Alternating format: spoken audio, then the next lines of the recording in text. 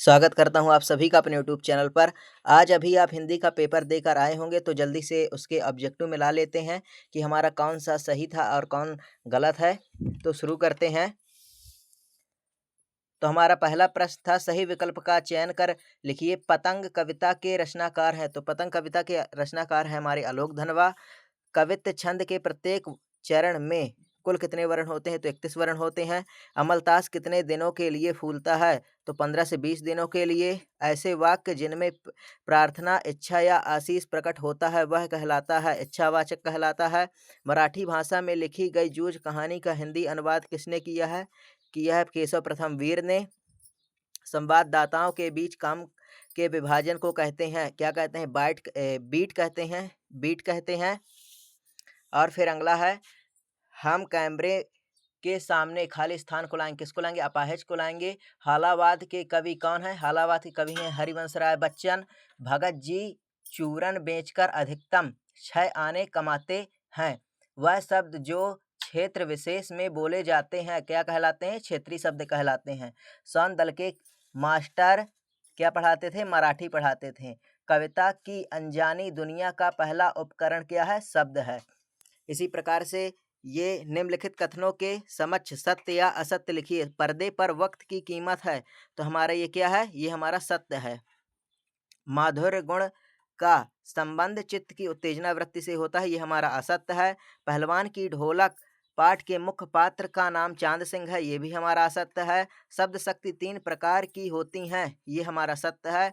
मोहनजोदड़ो नगर 2000 साल पुराना है, ये हमारा सत्य है। मोहनजोदड़ो जो नगर है वो हमारा 5000 साल पुराना है। संपादकी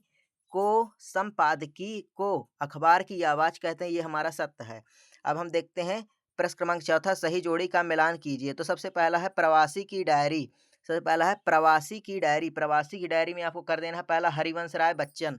दूसरा है कैमरे में बंद अपाहिज। कैमरे में बंद अपाहिज कविता किसके द्वारा लिखी गई है? रघुवीर सहाय जी के द्वारा। और तीसरा है हमारा उपमेय को उपमा से श्रेष्ठ किसमें बताया जाता है? व्यतिरेक में। इसको तीसरा कर देना है। मेढक मंडली, मेढक मंडली में कर दो गंगा मैया की जय। इसका ये वाला सही है चौथा। और हमारा है कहानी का केंद्रीय बिंदु। कहानी केंद्रीय बिंदु क्या होता है? कथानक होता है, ये हमारा पांचवा है। सम हाउ इम्प्रॉपर, ये कौन कहता था? ये हमारे सोधर बाबू कहते हैं, ये हमारा छठवां हो जाएगा। समाचार लेखन की शैली कैसी होती है? समाचार लेखन की शैली क्या होती है? उल्टा पिरामिड। आप इसको सातवां कर दीजिएगा।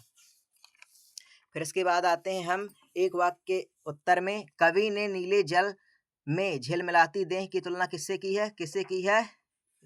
सूर्य की किरण से। इसका सही उत्तर हो जाएगा सूर्य की किरण।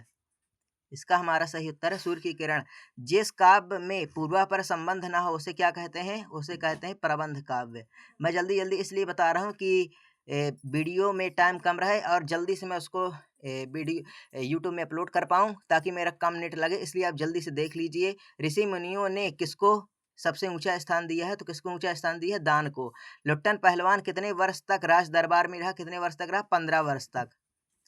पुनरुक्त शब्द युग्म के उदाहरण दीजिए। तो इसका हो जाएगा बार बार, जो उसी अर्थ में आए उन्हें कहते हैं पुनरुक्त शब्द युग्म। इसका हो जाएगा बार बार, या हो जाएगा चलते चलते, या हो जाएगा जल्दी जल्दी। और भी आप कुछ लिख सकते हैं।